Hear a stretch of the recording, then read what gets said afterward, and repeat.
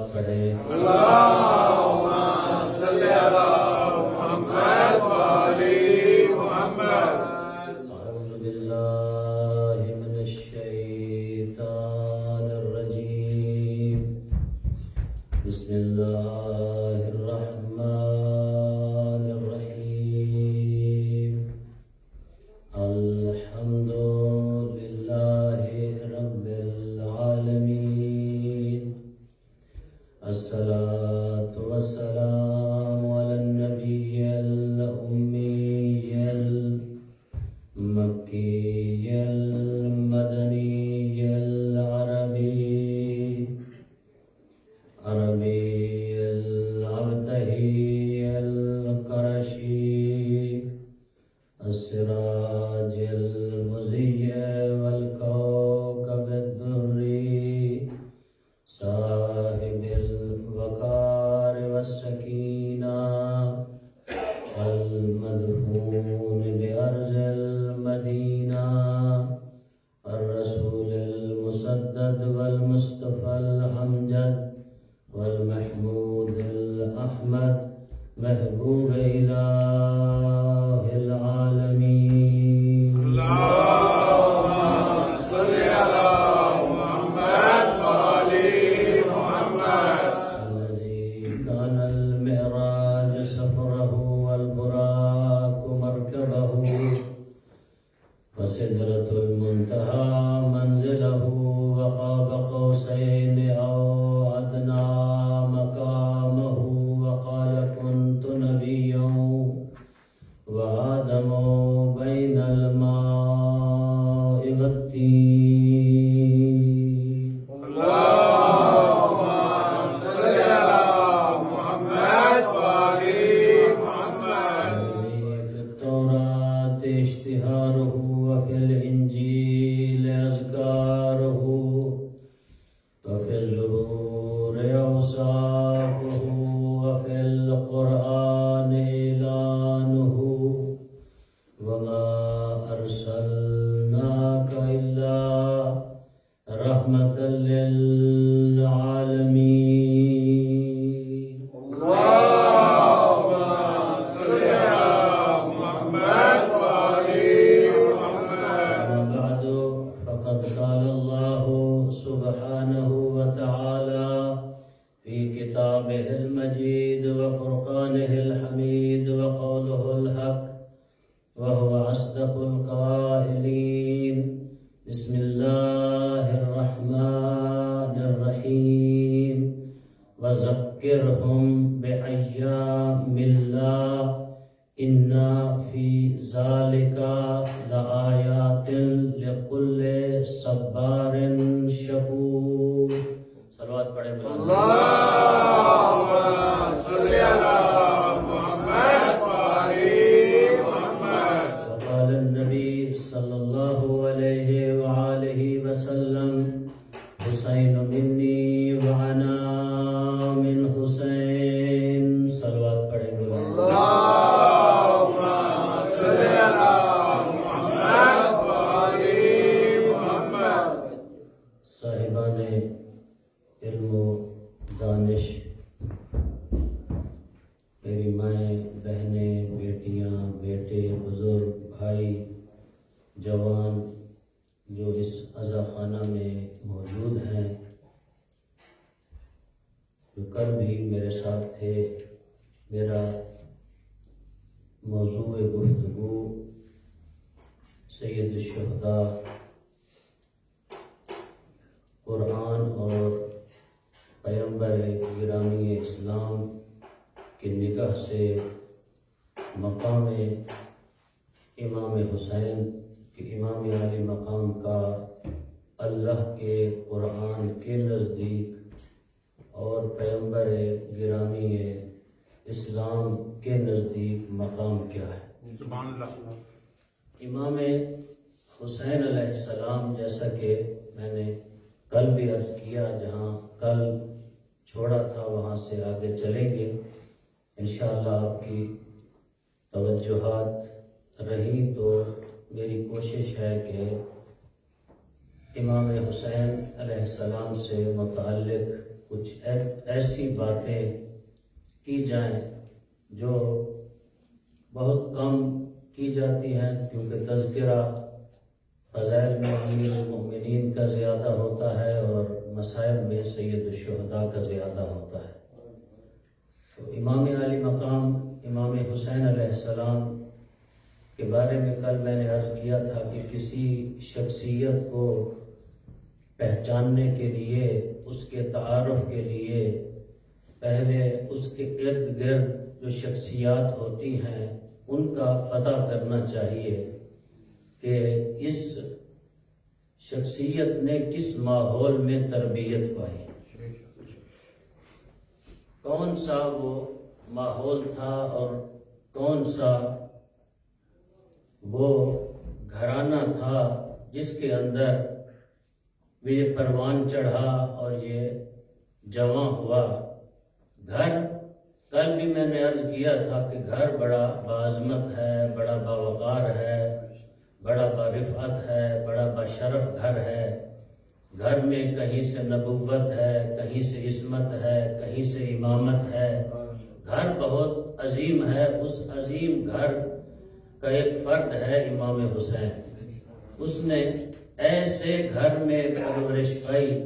کچھ شخصیات کا تعارف کل میں نے کروایا آپ لوگوں کو، کچھ شخصیات باقی رہتی ہیں جن کا تعارف آج کروا کے ہم انشاءاللہ آگے چلیں گے۔ سید الشہداء کے فضائل کی طرف بھی کچھ چیزیں آج بھی کوشش کروں گا بیان کرنے کی۔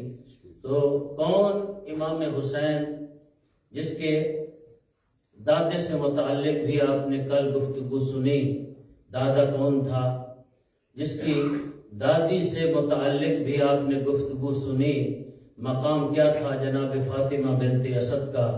اسی طرح جناب خدیجۃ الکبریٰ کا تذکرہ بھی کل ہوا، تو مقام خدیجۃ الکبریٰ کیا تھا۔ تین ایسی اور شخصیات ہیں جو اس شخصیت سے بڑی ہیں، ان کا تذکرہ کر کے، اور آخر میں ایک جو ان سب سے بڑی شخصیت ہے اس کا تذکرہ کر کے پھر ہم انشاءاللہ امام عالی مقام کے فضائل کی طرف وارد ہوں گے۔ آج ہم ایک ایسی شخصیت کا تذکرہ کرتے ہیں کہ وہ شخصیت کہ جس کے وجود کی وجہ سے وجود سید الشہداء ہے، جس کے وجود کی وجہ سے وجود سید الشہداء ہے۔ وہ شخصیت کون ہے جس کے وجود کی وجہ سے، جس کو اسلام نے، دین نے کہا ہے کہ وہ اصل کی حیثیت رکھتا ہے؟ وہ کون شخصیت ہے؟ وہ باپ ہے۔ کون؟ امیر المؤمنین علی ابن ابی طالب۔ علی ابن ابی طالب کے فرزند ہیں کون؟ سید الشہداء امام حسین علیہ السلام۔ امیر المؤمنین کے لیے میں نہیں چاہتا کہ امیر المؤمنین کے فضائل بیان کیے جائیں اور امیر المؤمنین کی سیرت کو بیان کیا جائے، زندگی کو بیان کیا جائے، آپ کا وقت لیا جائے، کیونکہ میرا موضوع سید الشہداء ہے۔ تو امیر المؤمنین کے بارے میں بس کچھ ایک دو باتیں کر کے تاکہ پتہ چلے کہ باپ کا مقام کیا ہے اور بیٹے کا مقام کیا ہے۔ امیر المؤمنین کا مقام اللہ کے نزدیک اور پیغمبر کے نزدیک کیا ہے؟ حسین کا باپ دیکھیں کہ اس مرتبے پہ فائز ہے، مقام پہ فائز ہے، تو اس کا بیٹا کس مرتبے پہ فائز ہوگا؟ امیر المؤمنین کا مقام اللہ کے نزدیک، امیر المؤمنین کا مقام یہ ہے کہ خالق امیر المؤمنین کو بعد از پیغمبر کی جگہ پہ دیکھنا چاہتا ہے۔ رسول کے بعد علی ابن ابی طالب کو اللہ رسول کی جگہ پہ دیکھنا چاہتا ہے۔ اس سے بڑا مقام کیا ہو سکتا ہے جس کو اللہ تعالیٰ نے علی ابن ابی طالب کے بارے میں فرمایا، میرا حبیب علی تیرا نفس ہے، گویا جس طرح تو ہے اسی طرح علی۔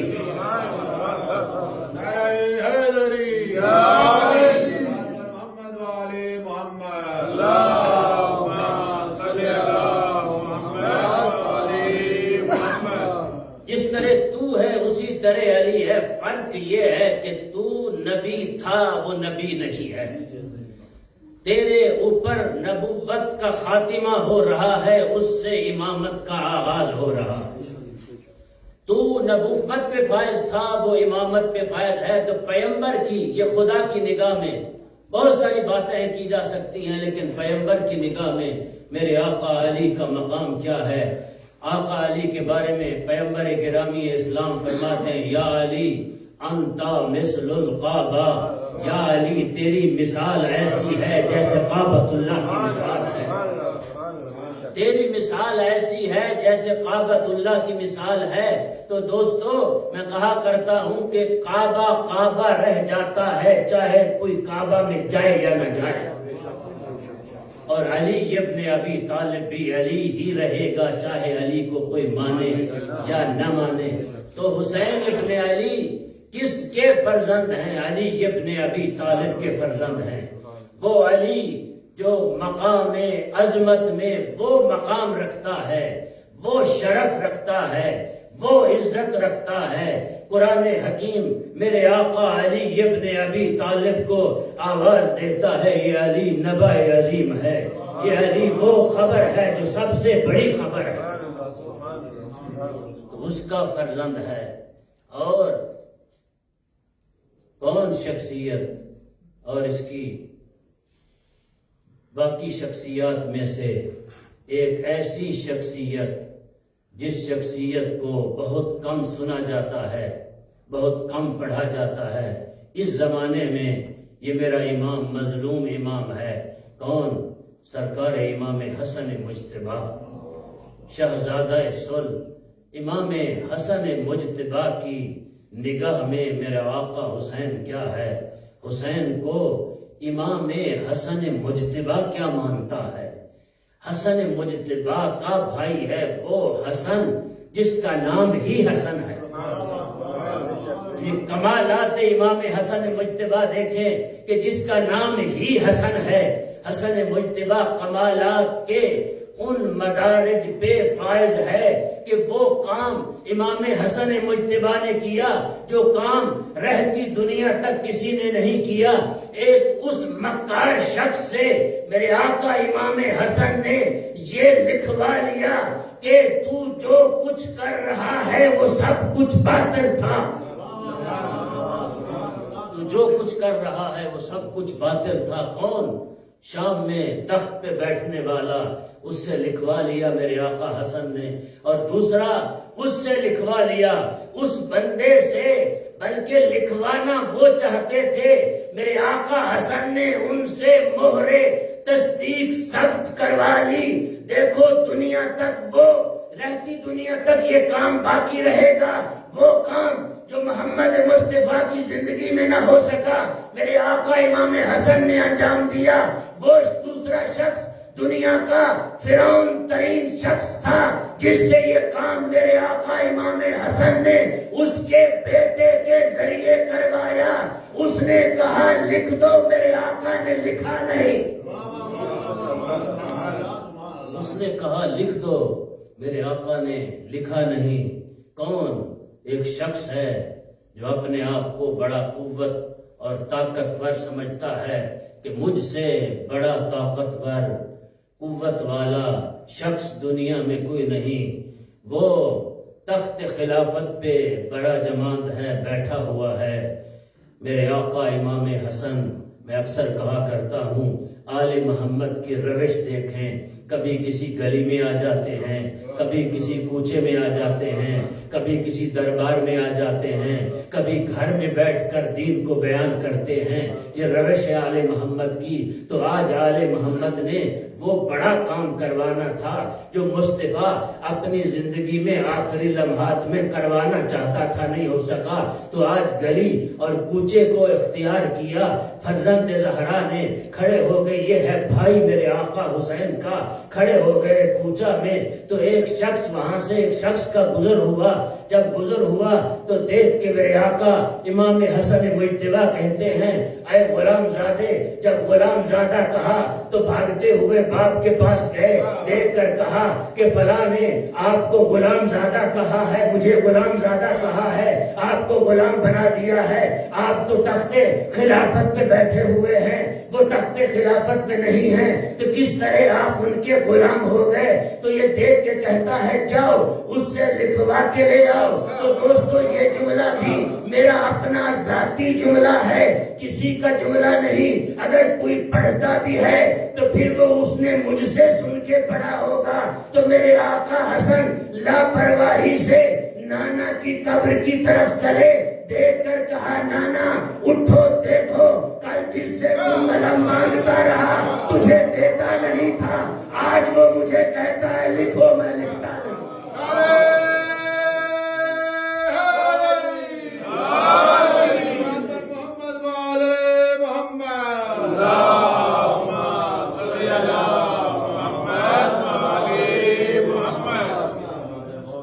کل تک تو جس سے مانگ رہا تھا وہ دے نہیں رہا تھا، آج وہ مانگتا ہے ہم دیتے نہیں۔ دوسرا کام میرے آقا امام رضا نے کیا نیشا پور میں دوسری مرتبہ، جب 30,000 راوی اور محدث کھڑے ہوئے تھے لکھنے کے لیے، پردہ گرایا اور پھر ہٹا دیا پردے۔ یہ آل محمد کی فردے ہیں، کبھی نیشا پور میں، کبھی مدینے کی گلی میں۔ آخری شخصیت ان لوگوں میں سے سب سے بڑی شخصیت کا بھی تذکرہ کروں گا۔ آخری شخصیت کون ہے؟ حسین، جن کے اندر زندگی گزار رہا ہے۔ حسین کو سمجھنا ہے تو حسین کے آباء و اجداد کو سمجھو۔ آخری شخصیت کون ہے؟ وہ شخصیت ہے کہ جس کو خالق کائنات نے یاسین کی سند دے دی۔ خالق کائنات نے یاسین کی سند دے دی، کبھی طٰہٰ کی سند دے دی، کبھی مدثر کی سند دے دی، کبھی مزمل کی سند دے دی۔ وہ شخصیت ہے کہ کبھی اس کے بالوں کی قسم کھا لی۔ کوئی ایسی شخصیت دکھاؤ کائنات میں جس کے بالوں کی قسم کھا رہا ہو خالق۔ کبھی بالوں کی قسم کھاتا ہے، کبھی اس کے چلنے کی قسم کھاتا ہے۔ نعرہ تکبیر، نعرہ رسالت، نعرہ حیدری، درود محمد والے محمد لانتا صلوات۔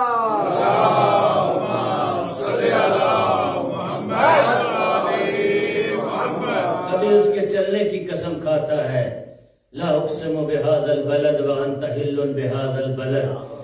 حبیب میں نے اس شہر کو مقدس بنا دیا ہے، آج تک مقدس ہے، لوگ جاتے ہیں حج پہ حج کرتے ہیں مکہ میں نے اس کو تقدیس عطا کی ہے۔ حل بهذا البلد، کیونکہ اس شہر میں تو رہتا ہے، اس لیے میں نے اس کو مقام عظمت عطا کیا۔ تو دوستو یہ جملہ علامہ مرحوم زیدی صاحب کا ہے، رہ نہ جائے۔ وہ فرمایا کرتے تھے کہ محمد کے قدموں نے مکہ کو قسموں کے قابل بنا دیا۔ یہ محمد والے محمد لانتا صلوات۔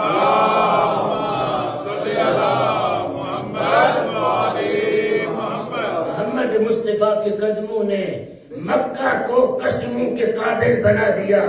وہ مصطفیٰ کون؟ میرے آقا حسین کے نانا جان ہیں۔ وہ مصطفیٰ جو نزول قرآن کا سبب بنا، وہ مصطفیٰ جو ائمہ کی آمد کا سبب بنا، وہ مصطفیٰ جو فاطمہ الزہرا سلام اللہ علیہا کی رفعت اور عظمت کا سبب بنا، وہ مصطفیٰ کہ جس کی بیٹی کو اللہ نے یہ مقام عطا کیا۔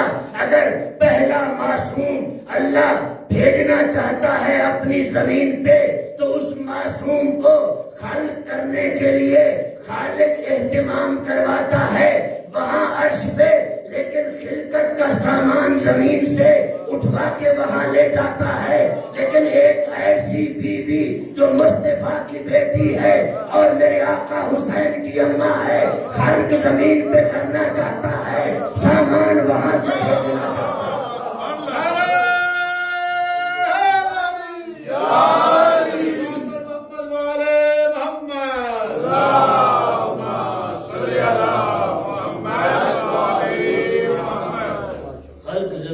کرنا چاہتا ہے، سامان وہاں سے بھیجنا کرنا چاہتا ہے. کون؟ فاطمۃ الزہرا.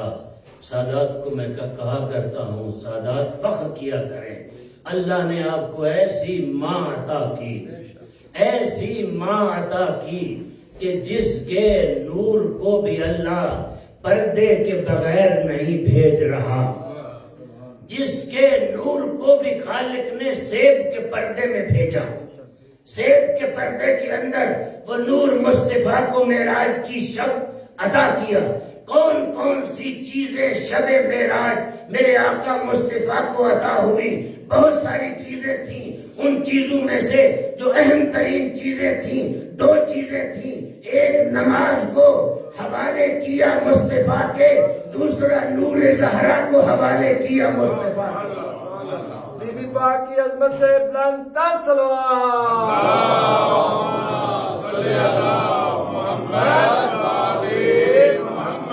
مصطفیٰ وجود قرآن کا سبب بنا.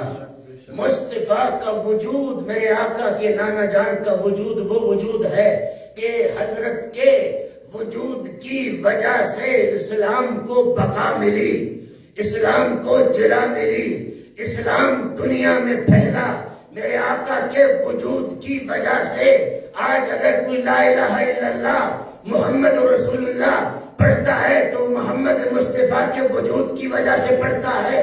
بلکہ یوں کہوں، حسین کا نانا وہ ہے، اگر محمد مصطفیٰ کا کلمہ نہ پڑھو تو صف اسلام میں نہیں آتے. بابا وہ ہے، اس کا کلمہ نہ پڑھو تو صف ایمان میں نہیں آتے. وہ نانا تو ان شخصیات میں سے ایک شخصیت جو میرے ذہن سے محو ہو گئی تھی، کچھ تذکرہ ہو گیا. حسین کی ماں زہرا سلام اللہ علیہا. وجود زہرا دیکھیں کہ نور حسین کہاں جناب سیدہ کے ہاں منتقل ہوا. فی اصلاب الشامخہ و ارحام المطہرہ. زیارت نامہ آپ پڑھتے ہیں، اصلاب شامخہ و ارحام مطہرہ. یہ مطہر اور پاک نور سید الشہداء کا وجود فاطمۃ الزہرا میں منتقل ہوا. فاطمۃ الزہرا وہ ہے جو حامل نور حسن بھی ہے، حامل نور حسین بھی ہے. حسین کا نور اتنی با عظمت تھا، با وقار تھا.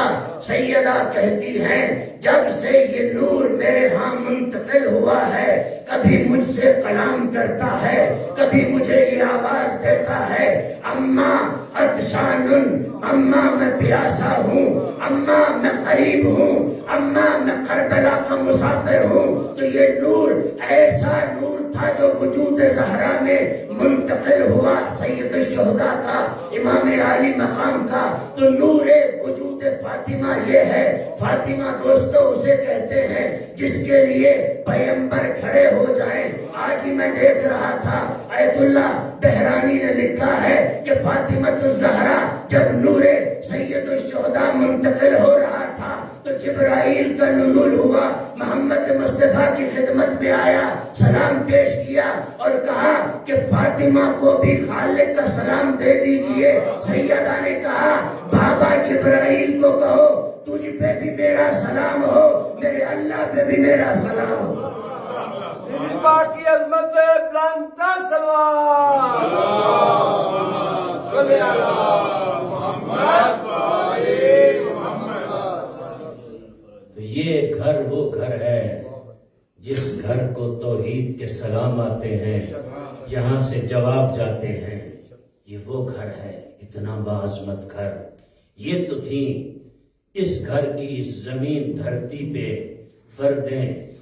ایک ایسی شخصیت جو مقام حسین سے، بہت ساری شخصیات ہیں، اگر تذکرہ کرتا رہوں تو شاید عشرہ اسی میں گزر جائے.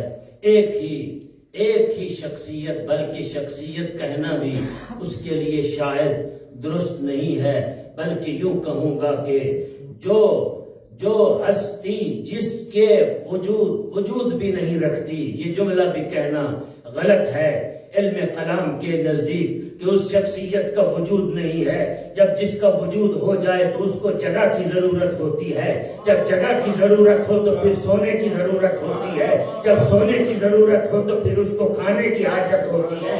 جب کھانے کی حاجت ہو تو پھر اور حاجات بھی ہوتی ہیں. تو وہ شخصیت وہ ہے جو مکان رکھتے ہوئے لا مکان ہے. وہ شخصیت وہ ہے جو مکان رکھتے ہوئے لا مکان ہے. اس شخصیت نے امام عالی مقام کا تذکرہ اس طرح کیا. وہ شخصیت جس کو خالق اکبر کہتے ہیں، وہ شخصیت جس کو منوانے کے لیے آپ حدیث قدسی میں پڑھتے ہیں کہ ہمیں اس لیے خلق کیا گیا کہ ہم اس کے تعارف کے لیے دنیا میں آئے ہیں. اس شخصیت کے تعارف کے لیے آدم سے لے کر خاتم تک ہر نبی کو بھیجا گیا. جاؤ جا کے میرا تعارف کرواؤ، جاؤ میرے دین کے بارے میں بتاؤ، جب مخلوق الہی سے کلام کرو تو میں ہاتھ جوڑ کے کہوں گا بارے الہ آدم سے لے کر خاتم تک اتنی شخصیات کو بھیجا تو پھر کیا وجہ تھی امام حسین کو بھیجنے کی؟ پھر یہ سارا ماجرا ہونا تھا. آواز پروردگار آئے گی، خبردار جو کام آدم سے لے کر خاتم تک ہر نبی نے کیا اس کام کو محفوظ کرنے کے لیے میں نے حسین کو خلق کیا. نعرہ تکبیر، نعرہ رسالت، نعرہ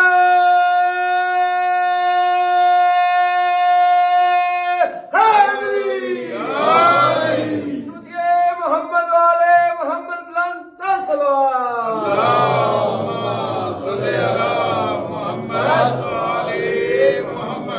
جو کام آدم سے لے کر خاتم تک ہر نبی نے کیا اس کو محفوظ کرنے کے لیے، اس کی حفاظت کے لیے سید الشہداء کو میں نے دنیا میں بھیجا.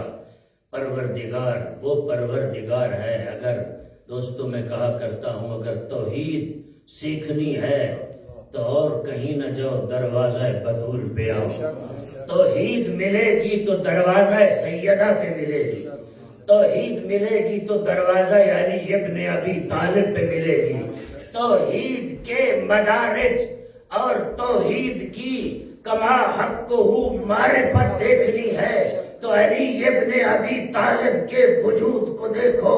میرے آقا امام محمد باقر علیہ السلام فرماتے ہیں کہ دوستو جب کسی نے پوچھا میرے آقا سے کس طرح توحید آپ کے گھر سے ہم لیں، آپ کے وجود سے، آپ کے گھر سے ہم توحید کو سیکھیں، تو میرے آقا امام محمد باقر علیہ السلام نے دیکھ کر کہا کیا تمہیں پتا نہیں نحن باب اللہ، ہم اللہ کے دروازے ہیں.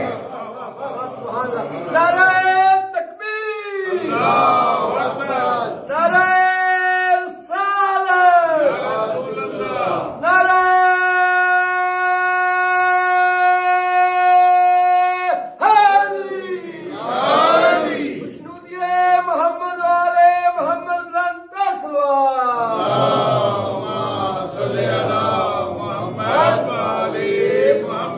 فرمایا نحن باب اللہ، ہم اللہ کے دروازے ہیں. دروازے سے آپ اندر آتے ہیں، کسی کے گھر میں جائیں، پھر گھر میں جب داخل ہوتے ہیں تو صاحب خانہ کو ملتے ہیں تو اللہ وجود نہیں رکھتا لیکن اللہ نے دروازہ رکھا ہے. اللہ جسم نہیں رکھتا، جسم و جسمانیت سے پاک ہے لیکن اپنا گھر بھی رکھا ہے، دروازے بھی رکھے ہیں. ایک دروازہ نہیں بلکہ خالق کے کائنات نے ازل سے دروازے بنائے ہیں. انبیاء کے بعد ائمہ آپ جا کے حضرت امام محمد باقر کے اقوال دعائے ابو حمزہ سمالی کو پڑھیے. امام محمد باقر اور امام سجاد علیہ السلام کی اقوال وہاں پہ موجود ہیں. امام فرماتے ہیں ہم باب اللہ ہیں، ہم جنب اللہ ہیں، ہم حضن اللہ ہیں، ہم وجہ اللہ ہیں، ہم بقیت اللہ ہیں. خوشنودیے محمد والے محمد بلند صلوات.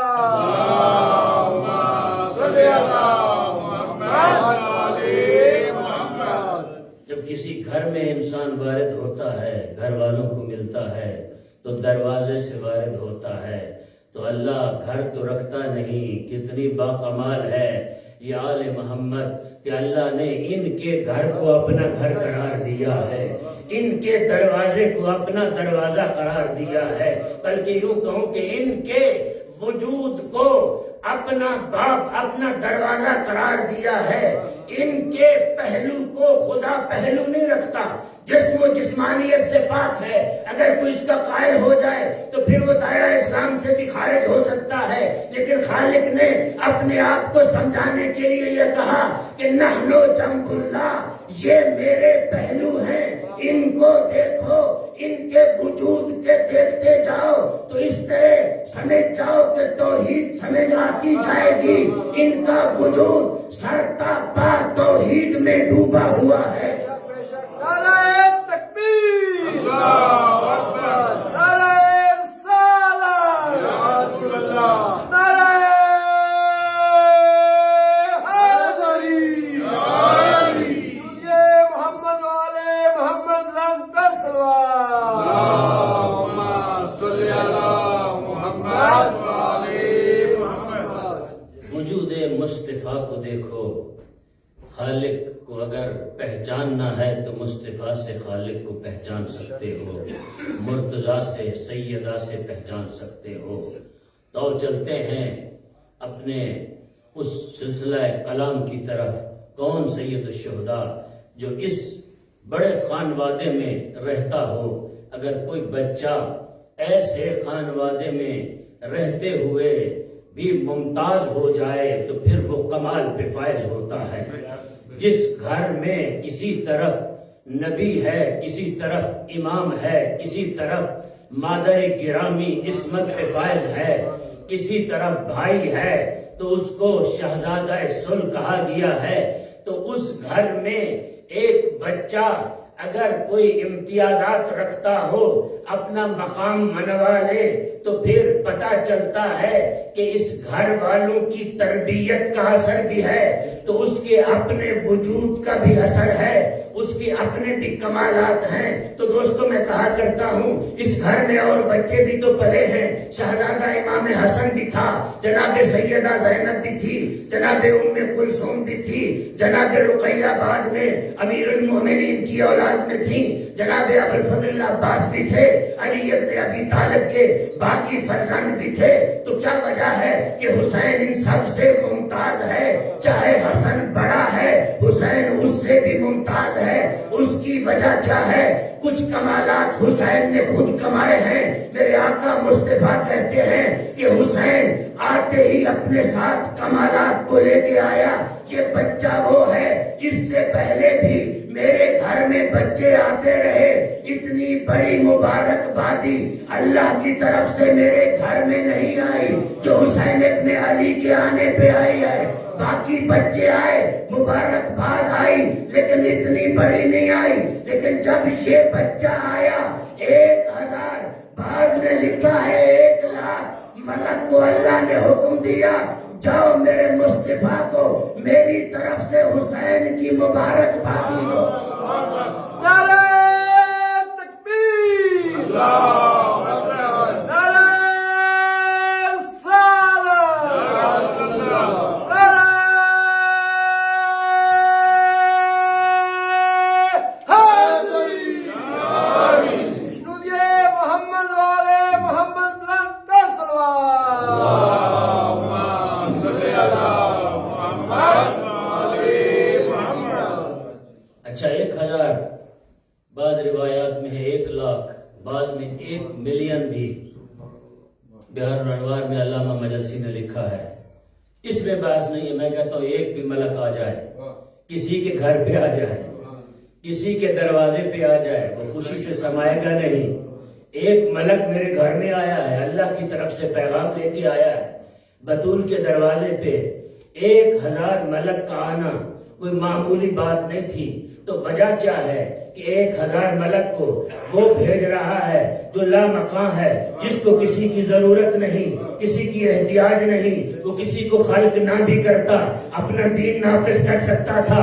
لوگوں کو نمازی بنا سکتا تھا، روزے دار بنا سکتا تھا، حاجی بنا سکتا تھا، سب کو بارش خلق کر سکتا تھا، سارے قوانین اپنے لاگو کر سکتا تھا۔ اگر کوئی نبی بھی نہ بھیجتا، کچھ بھی نہ کرتا، تو وجہ کیا ہے کہ 1000 ملک کو وہ بھیج رہا ہے سید الشہداء کی ولادت پہ۔ جب سید الشہداء آ رہا ہے تو اس کی وجہ کیا ہے؟ خالق کائنات کو دوستو میں کہا کرتا ہوں اللہ مجبور نہیں ہے، تو دوستو پھر اللہ نے یہ کام کیوں کیا؟ وجہ کیا ہے اتنی بڑی تعداد فرشتوں کی بھیجنے کی؟ تو وجہ یہ تھی دنیا کو اس گھر کی معرفت کروانی تھی، بتانا تھا دیکھو ہم نے دنیا کو امتحان کے لیے بنایا ہے، لوگوں کو امتحان کے لیے خلق کیا ہے، یہ دنیا آزمائش کے لیے آئی ہے، بہت سو کو ہم نے خلق کیا، دنیا میں بھیجا، سب کے امتحان کیے، ان کا بھی امتحان لیا، سارے امتحان میں ناکام ہوئے، یہ امتحان میں کامیاب ہو گئے۔ جب یہ کامیاب ہو گئے، یہ اس درجے پہ فائز ہو گئے جو درجہ کمال ہے، تو پھر حق بنتا تھا جو پاس ہو جائے الہی امتحان میں تو اللہ ان کو انعام دے دے۔ تو یہ انعام کا مرحلہ تھا جب فاطمہ کامیاب ہوئی حسین کے وجود کی وجہ سے، تو خالق نے ملک زہرا کے دروازے پہ نعرہ تکبیر، نعرہ رسالت، نعرہ حیدری، شہید محمد والے محمد بلند صلوات۔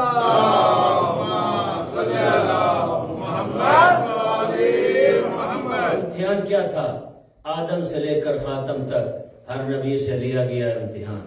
دین اسلام ہر دور میں اس زمانے کے نبی کے مطابق دین بھیجا گیا، عمل کروایا گیا۔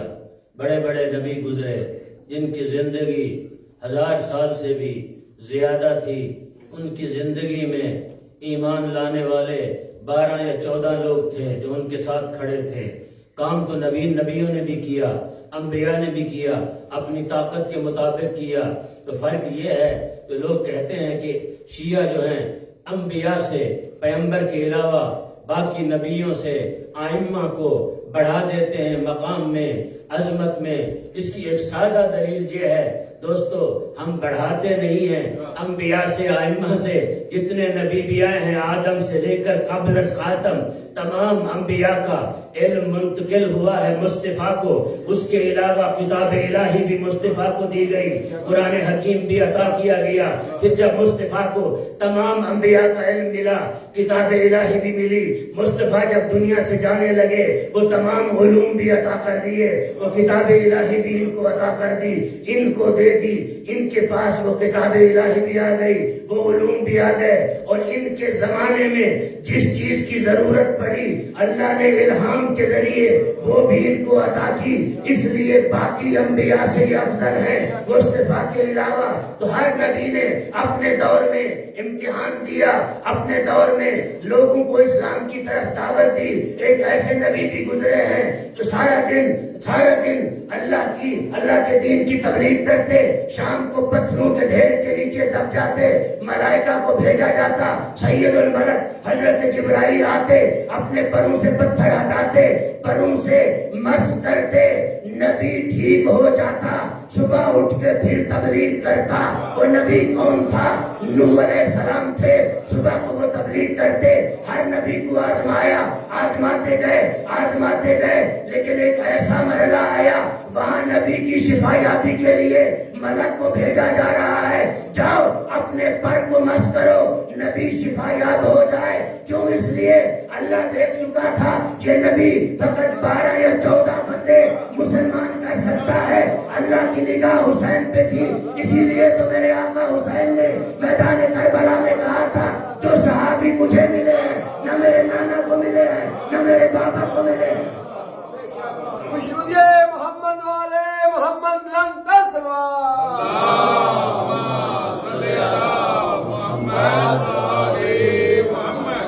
جو مجھے صحابہ ملے ہیں نہ میرے نانا کو ملے ہیں نہ میرے بابا کو ملے ہیں۔ بابا کی جنگیں بھی آپ نے پڑھی ہیں، کتابوں میں سنی ہیں، اور نانا کی جنگیں بھی سنی ہیں، پاس بیٹھنے والے بھی سورہ بقرہ کے آغاز میں 11 آیتیں یہ گواہی دیتی ہیں۔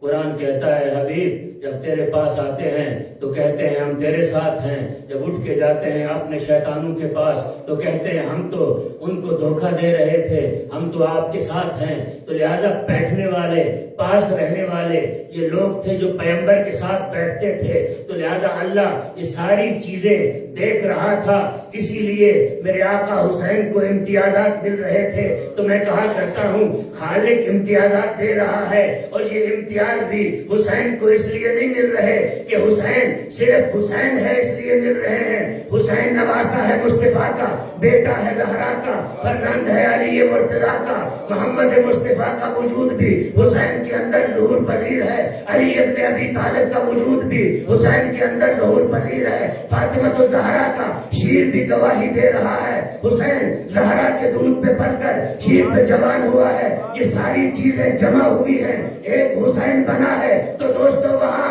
فرشتہ نبی کو شفا دینے کے لیے آیا ہے، فرق یہ ہے نبی میں اور میرے حسین میں، وہاں فرشتہ شفا دیتا ہے، جہاں فرشتہ شفا لے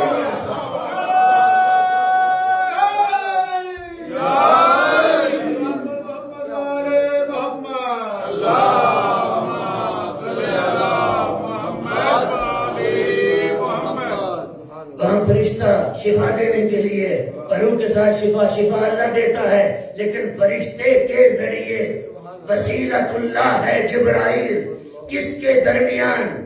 نوح نبی اور اللہ کے درمیان وسیلۃ اللہ بن کے آیا۔ کون؟ حضرت جبرائیل۔ حضرت نوح کو شفا مل رہی ہے، شفا وہ دیتا ہے، الشفاء من جانب اللہ، اللہ کی طرف سے ہوتی ہے، لیکن اللہ وسیلے بناتا ہے۔ آپ ڈاکٹر کے پاس جاتے ہیں، دوائی لیتے ہیں، ڈاکٹر شفا نہیں دیتا، شفا وہ دیتا ہے، لیکن ڈاکٹر وسیلہ ہے، وہ دوائی وسیلہ ہے جو آپ استعمال کرتے ہیں۔ اگر اللہ نہ چاہے بڑے بڑے لوگ بیمار ہوئے ہمارے سامنے اسی کرونا وائرس سے دنیا سے چلے گئے، ان کے لیے دعائیں بھی کی گئی، بہت کچھ کیا گیا، لیکن وہ نہیں چاہتا تھا، ڈاکٹروں نے کوشش کی لیکن زندہ نہیں رکھ سکے۔ شفا وہ دیتا ہے لیکن وسیلے بنائے ہیں، تو لہذا دنیا میں بھی وسیلے رکھے ہیں، آخرت میں بھی وسیلے رکھے ہیں۔ دنیا میں یہ عام لوگ وسیلے ہیں، آخرت میں وسیلۃ اللہ سید الشہداء کی ذات ہے۔ جبرائیل حضرت نوح اور اللہ کے درمیان وسیلہ ہے۔ ادھر کون وسیلہ بن رہا ہے؟ میرا آقا حسین سید الشہداء۔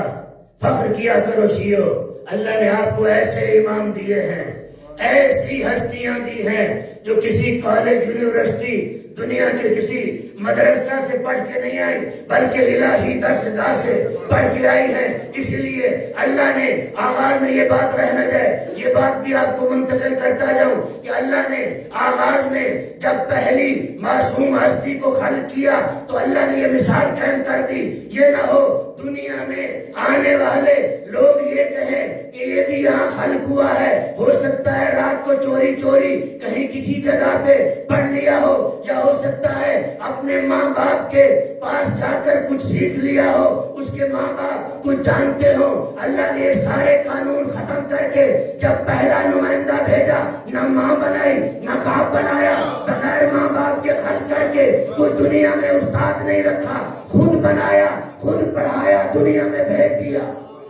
نعرہ تکبیر، اللہ اکبر، نعرہ رسالت، یا رسول اللہ، نعرہ حیدری، سوریہ محمد والے محمد بلند سلوات۔ اللہم صلی علی محمد وعلی محمد۔ حضرت آدم کو بغیر ماں باپ کے خلق کیا اور کوئی استاد نہیں رکھا۔ دنیا یہ بھی نہ کہے کہ ریاض شاہ جی ماں کے پاس پڑھ لیا ہوگا، باپ کے پاس پڑھ لیا ہوگا، باپ کو بھی نہیں رکھا، ماں کو بھی نہیں رکھا، بغیر ماں باپ کے پڑھایا، اتنا زیادہ پڑھا دیا کہ اللہ کی معصوم مخلوق ملائکہ بھی مقابلہ نہ کر سکے۔ جو عصمت پہ فائز تھے، جو ہمیشہ توحید کے دروازے پہ رہتے تھے، ساری چیزوں کو جانتے تھے، اتنا پڑھا دیا، اتنا پڑھا دیا حضرت آدم کو، ملائکہ کو بھی وہی چیزیں پیش کر دی جن کو وہ ازل سے جانتے تھے، جن کو دیکھ چکے تھے، بلکہ یوں کہوں ملائکہ میں سے سید الملائکہ تو وہ ہے جس کو وہ شخصیات پڑھانے والی تھی جب جس حضرت جبرائیل نے کہا، خالق نے پوچھا تو کون ہے اور میں کون ہوں، کہا تو ہے، میں ہوں۔ میرے آقا علی ابن ابی طالب نے کہا یہ مت کہے تو ہے، میں ہوں، وہ رب جلیل ہے، تو عبد ذلیل ہے۔ نعرہ تکبیر، نعرہ رسالت، نعرہ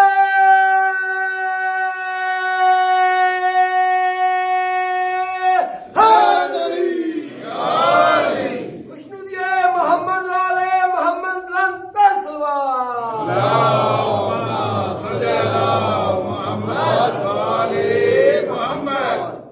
تو وہ ملائکہ جو پروردگار کے پروردہ ہیں، جس طرح کہتے ہیں نا فلاں کو فلاں بندے نے پالا پوسا جوان کیا، پڑھا لکھا تھا، ڈاکٹر تھا، وہ بچہ بھی ڈاکٹر بن گیا، وہ انجینئر تھا، بچہ بھی انجینئر بن گیا۔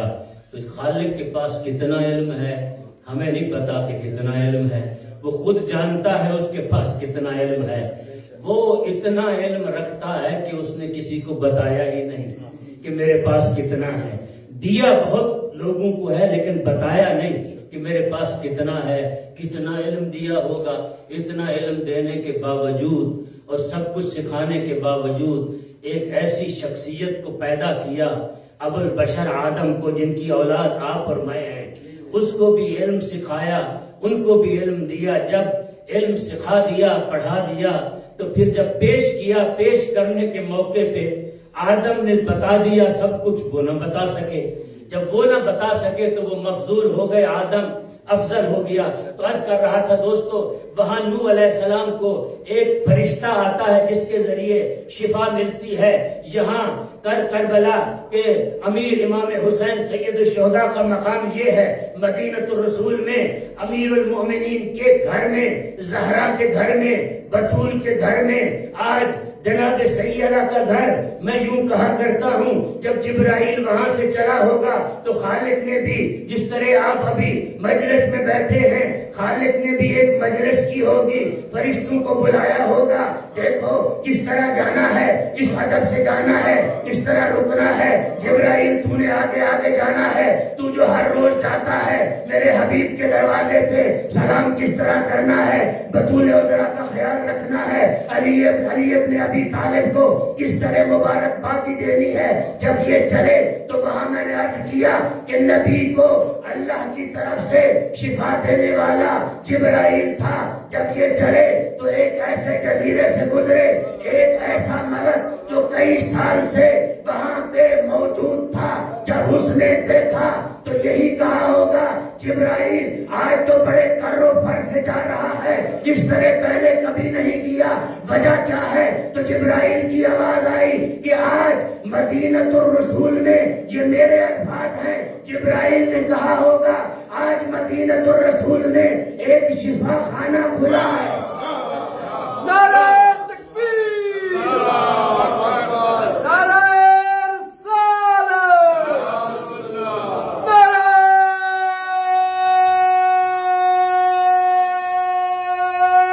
حیدری، خوشنودی محمد والے محمد بلند سلوات۔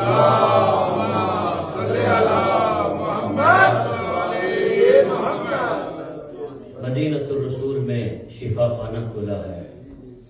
مجلس حسین کے بہت سارے تقاضے ہیں، ان تقاضوں میں سے جہاں میرے آقا حسین کے انشاءاللہ میں مقام سید الشہداء قرآن و حدیث کی روح سے، مصطفیٰ کے فرمان سے، خالق کے فرمان سے آگے انشاءاللہ ہر روز بڑھائیں گے۔ اور یہ بھی بتاؤں گا کہ دو آئمہ کو زیارت میں کہا گیا ہے السلام علیکہ یا شریک القرآن، ایک صاحب الزمان کو کہا گیا ہے اور ایک سید الشہداء کو کہا گیا ہے۔ اس کی وجہ کیا ہے؟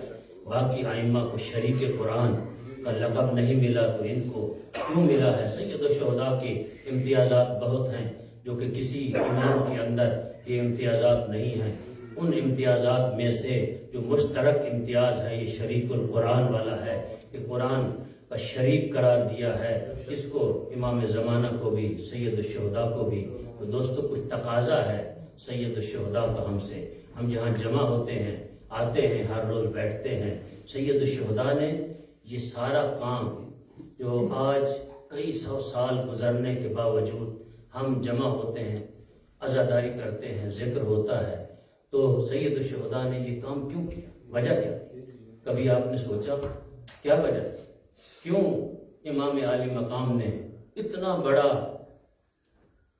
کام کیا کربلا میں؟ کوئی دنیا کی تاریخ میں آپ کسی بھی دنیا کی تاریخ کے اندر نہیں دکھا سکتے کہ کوئی بندہ کہیں لڑنے کے لیے جائے، اپنے چھوٹے بچوں کو لے جائے، بیویوں کو لے جائے، اس لیے لے کے گئے۔ خود اپنے خطبے میں فرمایا اگر دین مصطفیٰ کی بقا اس میں ہے کہ میں مارا جاؤں، تلواروں تیروں آؤ حسین کو کاٹ دو، حسین کے ٹکڑے ٹکڑے کر دو، حسین کو کاٹ دو۔ دین مصطفیٰ کیا ہے؟ دین مصطفیٰ کی ایک چیز کی طرف اشارہ کر کے مسائل کی طرف جاؤں گا۔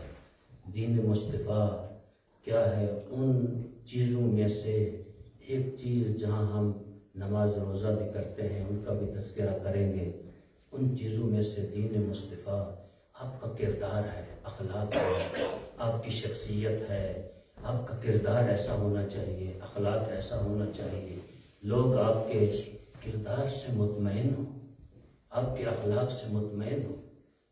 دین مصطفیٰ یہ ہے کہ اگر کوئی ان جاء فاسق بنبأ فتبینوا، اگر کوئی فاسق آپ کے پاس خبر لے آئے، کوئی بات لے آئے، فتبینوا، اس کی کیا کرو؟ تحقیق کرو، تفتیش کرو، پھر اس خبر کی طرف جاؤ۔ بے شک بے شک۔ تو یہ کردار کی نشانی ہے۔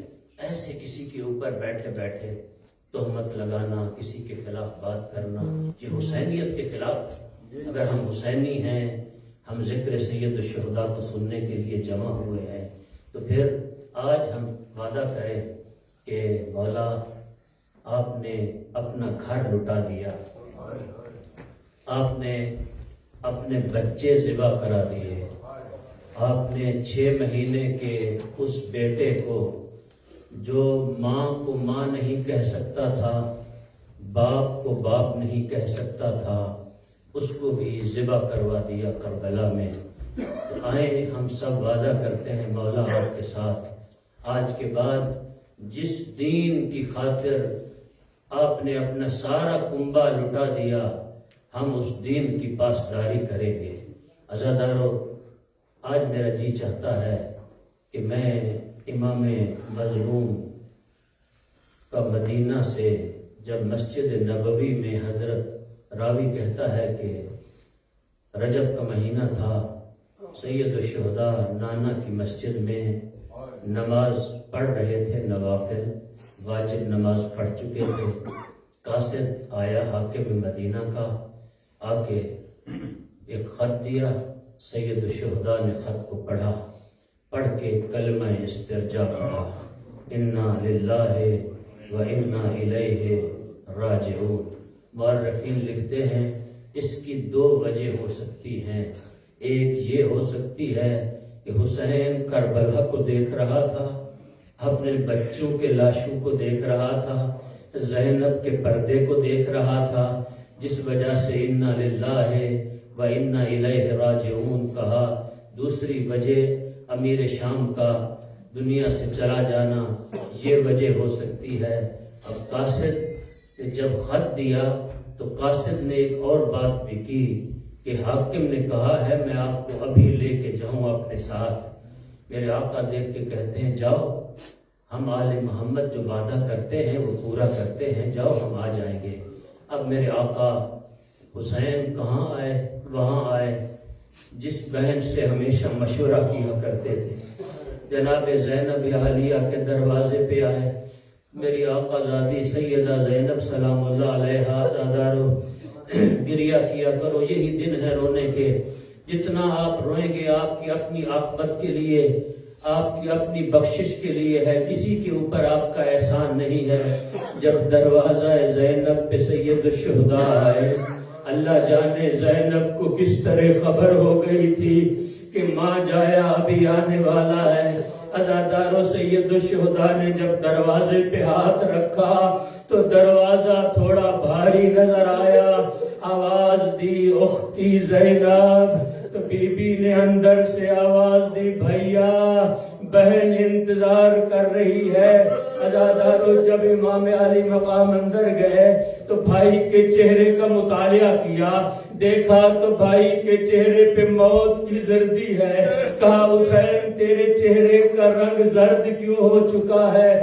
دیکھ کے فرماتے ہیں بہن زینب حاکم مدینہ نے دربار میں بلایا ہے، میں وہاں جانا چاہتا ہوں، مشورہ کرنے آیا ہوں. بی بی دیکھ کے کہتی ہے میں جانتی ہوں یہ کس کا بیٹا ہے، تجھے اکیلا نہیں جانے دوں گی. عزاداروں میں کہوں گا زینب عالیہ آج تو مدینہ میں سارے بنی ہاشم موجود ہیں، آج تو انتظام کر رہی ہے کہ میں اکیلا نہیں جانے دوں گی. وہ عصر عاشور جب حسین گھوڑے پہ بیٹھنے لگا، نظر یمیناً و شمالا، کبھی دائیں دیکھتے اور کبھی بائیں دیکھتے اور دیکھ کر کہتے ہو جوانوں کہاں سو گئے ہو. فرات سے آواز آئی عباس کی، بھیا حسین کاش مجھے نہ روکا ہوتا تو جنگ کا یہ نقشہ نہ ہوتا.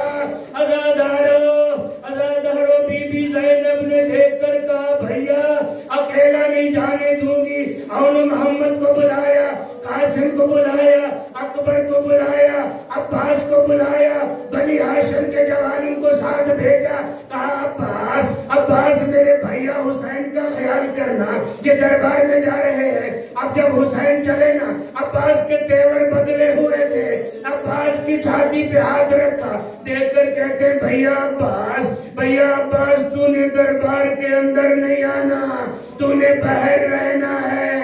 عزادارو جب وہاں پہنچے بنی ہاشم کے جوانوں کو میرے آقا حسین نے دربار کے باہر کھڑے ہونے کا کہا. یہ رکے اندر داخل ہوئے.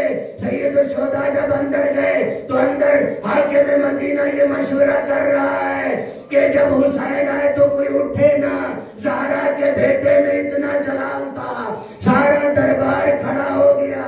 جب کھڑے ہو گئے حسین کو صدر کرسی ملی، کرسی پہ حسین بیٹھ گئے. فاطمہ کا لال جب بیٹھ گیا نا، حاکم مدینہ نے دوبارہ وہ خط رکھا. جب خط رکھا تو میرے آقا حسین نے دیکھ کر کہا کہ تو مجھے جانتا ہے، میں بھی تجھے جانتا ہوں. رات کے وقت میں تو مجھ سے بیعت لینا چاہتا ہے، کل صبح ہوگی میں آؤں گا. تو کیا معمولی سمجھتا ہے؟ میری بیعت فقط میری بیعت نہیں ہے، میرے نانا محمد کی انبیاء کی بیعت ہے. تو کل میں صبح میں آ کے یہ سارے اس کے جواب دوں گا، دیکھوں گا بیعت کا حقدار کون ہے. عزادارو جب یہ جملے سید الشہداء نے کہے، پاس بیٹھے ہوئے ملعون مروان نے کہا حاکم مدینہ سے اگر آج حسین چلا گیا پھر ہاتھ میں آنے والا نہیں، حسین کی گردن اڑا دی جائے.